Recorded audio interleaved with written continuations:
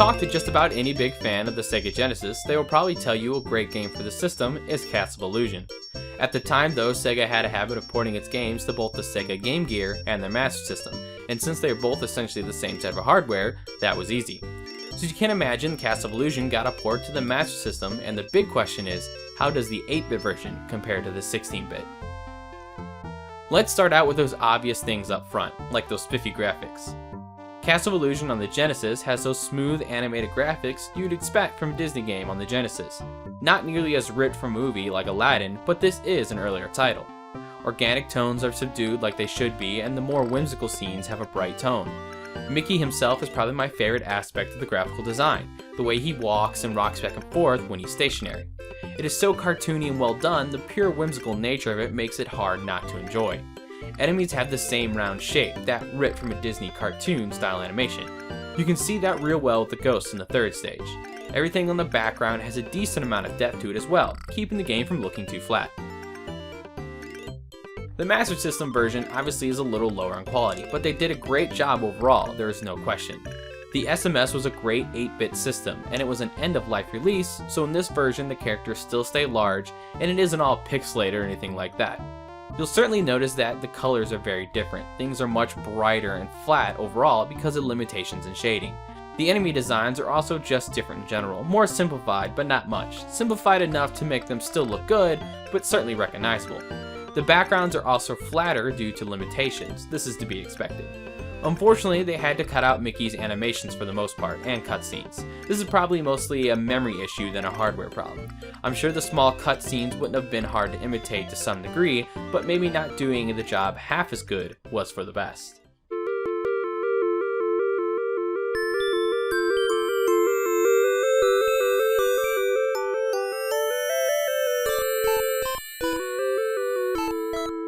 The audio is pretty much the same, and before you say anything out loud to yourself, I don't mean in terms of quality, though I'm in the minority that actually doesn't find the SMS sound output to be poor, so I won't be complaining about that either way.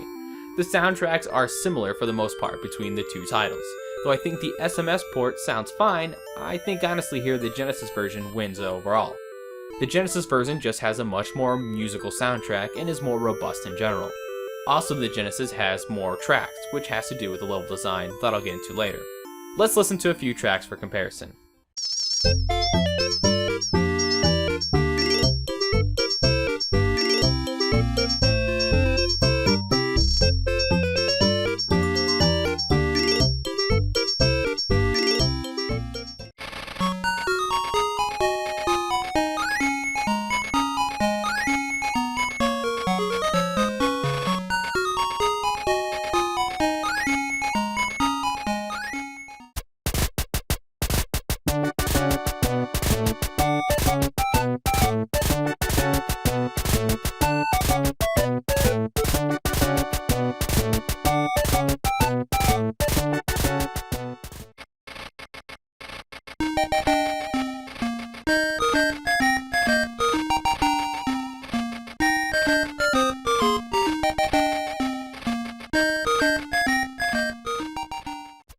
Level design is when the big changes start being made.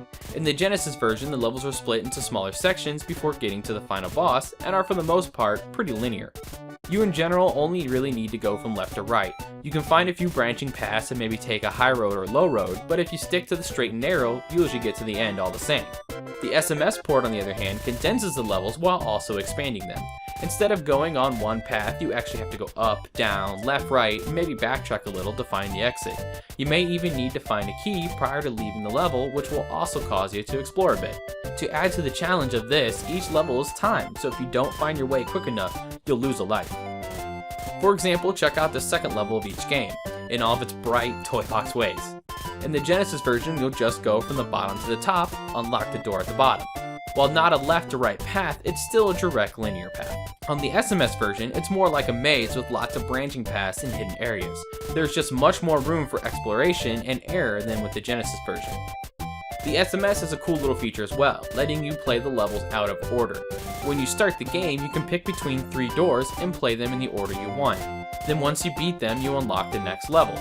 A cool touch. If you keep getting stuck on one level, the next time you play, you can start with it instead of going through other levels to get to it.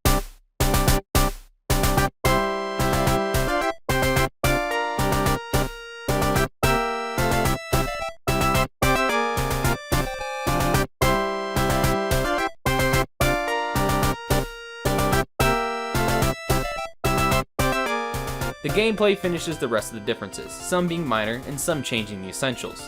The Genesis version gives you 2 attacks, jump and press down to slam into enemies or throw items at them based on an ammo system.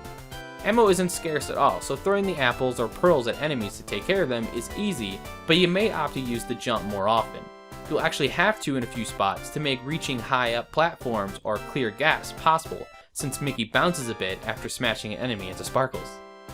The SMS essentially treats that the same way, but there's no ammo system. Instead, Mickey can pick up several different objects such as rocks, barrels, boxes, and chests and throw them to hit enemies or break them open. This became a staple for the other Illusion games on the SMS and Game Gear. The platforming is a little more abundant on the SMS version as well, whereas more levels on the Genesis can be walked through a bit more. Here there are more moving, falling, and changing platforms to get around. But the goals, just as the story, are still the same. Go through each level and fight a boss to get the gem.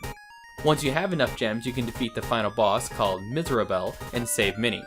The story is pretty simple, told in little cutscenes in the Genesis, and still photos with text on the SMS version like I mentioned before. An evil witch named Miserable kidnaps Minnie because she is jealous of her beauty, so Mickey takes chase and follows her all the way to the Castle of Illusion. You must then find each gem guarded by the Masters of Illusion before facing Miserable. So there's Castle of Illusion for both the Sega Genesis and the Sega Master System. Both are great games for 2 awesome systems, and either is worth a purchase. I honestly can't pick one over the other. The way they feel overall just makes them both unique enough to own, and neither is more fun than the other. If you can pick one though, pick the Genesis or Mega Drive version since it is the more common and cheaper of the 2. Finding US version of the SMS version is tough, and even tougher for a good price. The PAL version is of course easier to find, but it's still no cakewalk. Genesis versions, complete in box, could run you up to about $15. As I mentioned, there's also a Game Gear version. It runs very cheap, no more than $5 loose, and it's obviously like the SMS version of the game though. All are good choices. I'll see you next time.